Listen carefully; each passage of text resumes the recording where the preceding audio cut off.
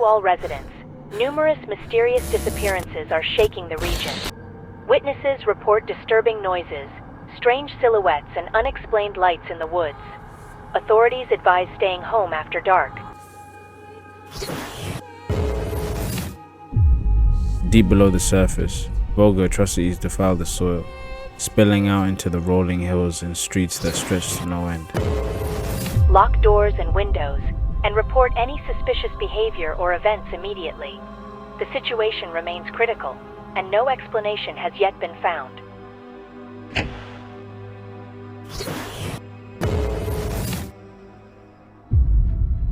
We find ourselves back at our office to try and piece together the purpose of this mission.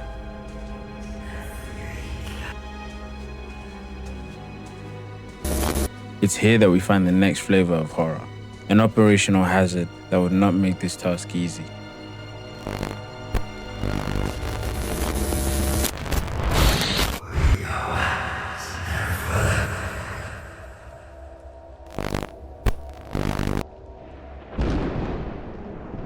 We're now miles away from the village, yet we find another tall creature, once more standing between us and the answers we came for. This creature walks in a strange but consistent sequence, weaving through the desks like a thread stitching its way through fabric.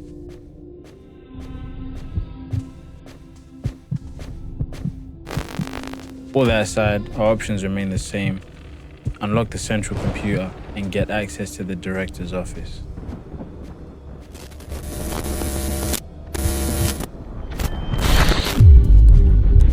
Access is tightly controlled, needing key cards of the highest clearance level to access the central computers, along with the security systems.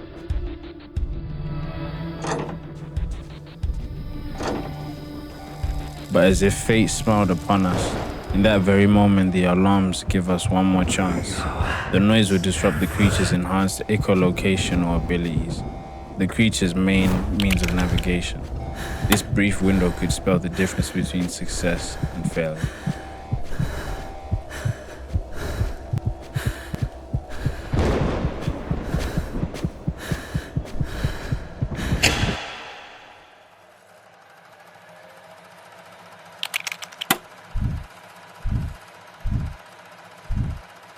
There are several cases of disappearances in the village. Elias Bryan, born to parents Martin and Helen in 19, the oldest of 6. Elias came from a humble background, a farmhand from the outskirts of Valoria.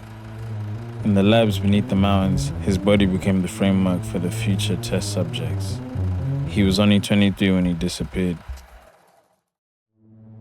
His neural tissue was preserved and interfaced with synthetic control matrices, allowing his body to live on through what they describe as a post-mortem reanimation protocol. Serious efforts were made to limit public knowledge of such experiments, in fear that this would put funding at risk.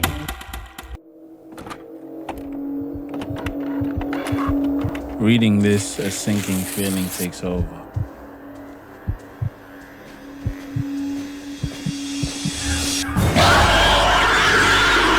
If we're the ones sent in to be the heroes, then who exactly is the villain? Armed with more questions than answers, we at least finally get access to the director's office.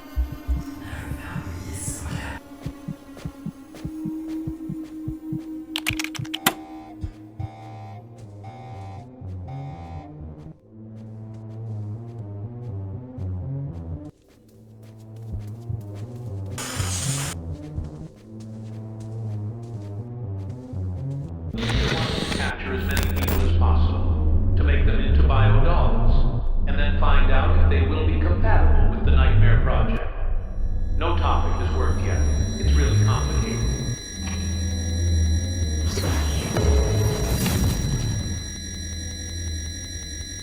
The words of the director linger, sounding more and more twisted each time. The Nightmare Project is something really interesting. After all the trauma this place had wrought, the only way out of it would have to be through it. The disappearances, the augmentations, whatever the Nightmare Project is. We have to keep going.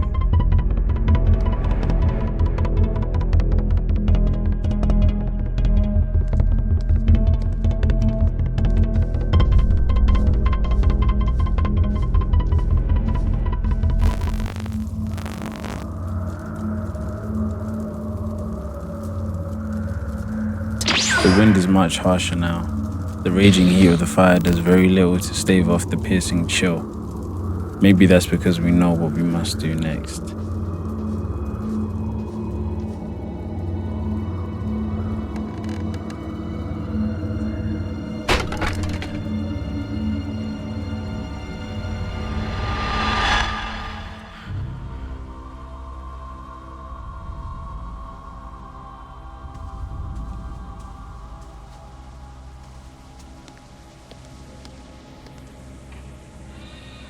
The director doesn't seem to care about the disappearances, and the only people he sends to investigate always end up disappearing.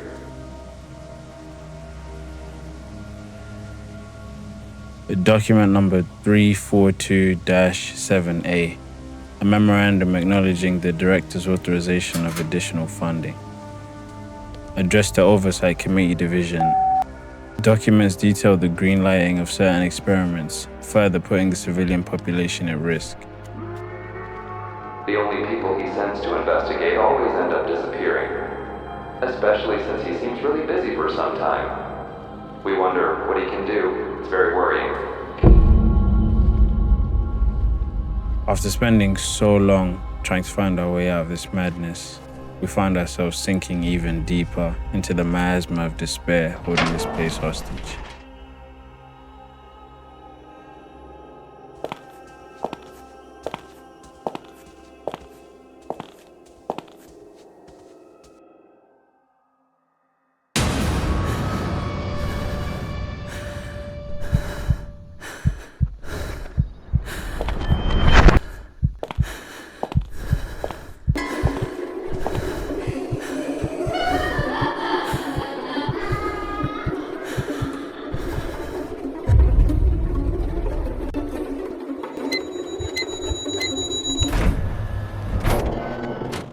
I'll come back to see you once you're ready.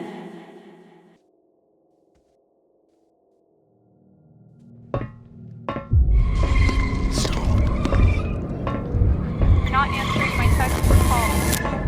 That's weird, right? I have a bad feeling. Maybe I'm overreacting, but You look scared. As we get closer to the lab, we see the hallucinations get stronger and stronger, as these hallucinations take over our psyche for moments at a time.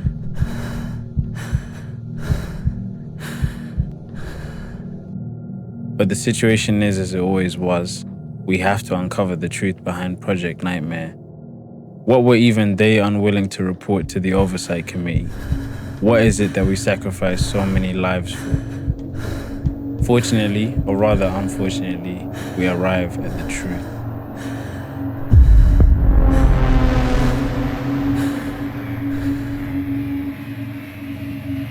BioDG2, also known as Ophelia.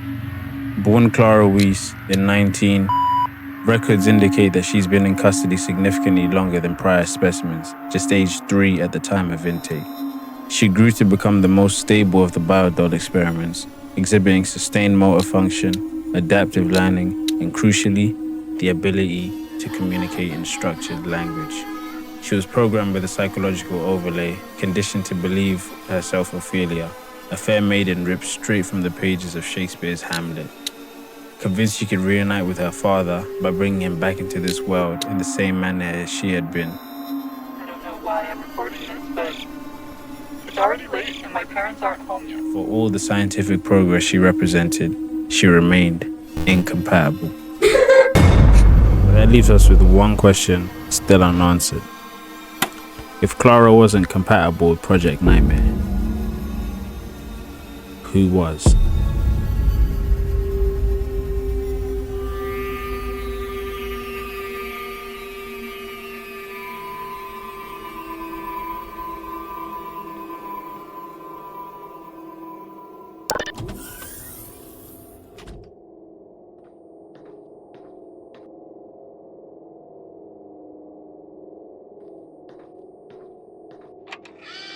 If you hear voices or see things that seem hallucinatory, you have unfortunately been affected by Project Nightmare.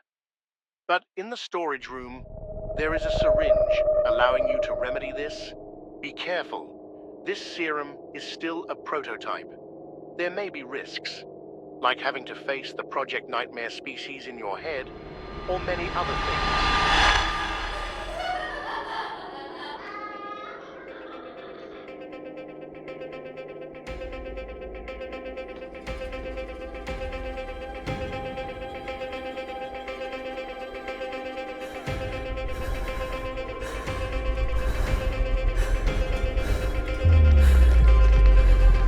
If you hear voices or see things that seem hallucinatory, you have unfortunately been affected by Project Nightmare.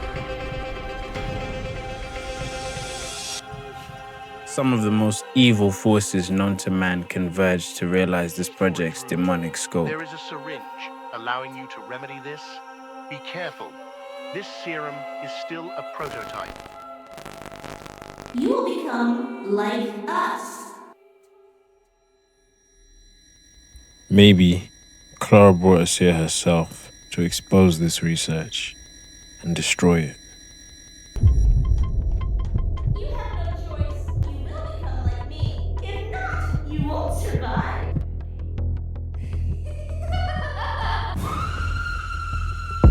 Using explosives stashed in the storage room, we find ourselves pacing around frantically targeting vital spots in the tunnel structure.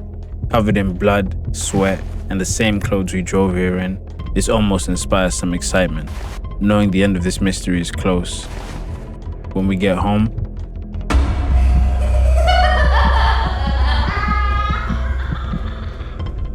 someone will tell this story.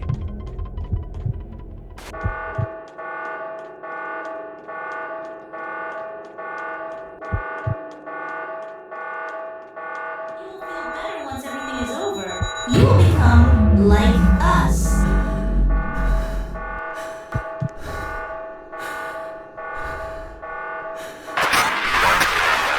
Where are you going? You really thought I was going to let you go like that? You had completely forgotten about me. It's very sad for you. I can do a lot more than you think.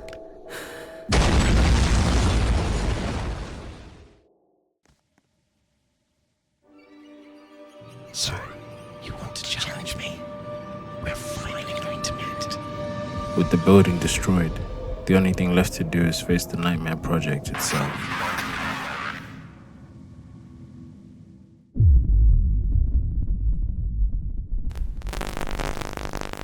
Thank you as always for watching. If you made it to this point in the video, you already know what that means. You're officially at the upper bracket, the top end, the best of this little community that we have here. Those engaged in the flow state.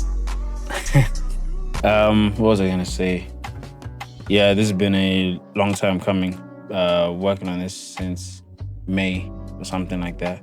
With some breaks in between, things happen, life happens, but it was very important to me that I get this out there. Because it's a brilliant game and frankly, it needs to be covered. More to come. Maybe more of this. Maybe something better. Point is, yeah, thank you all for watching. Honestly, it's been great, and I am truly inspired. I'll be churning out more and more and more. Brilliant work. These will be my best years yet. Flow state.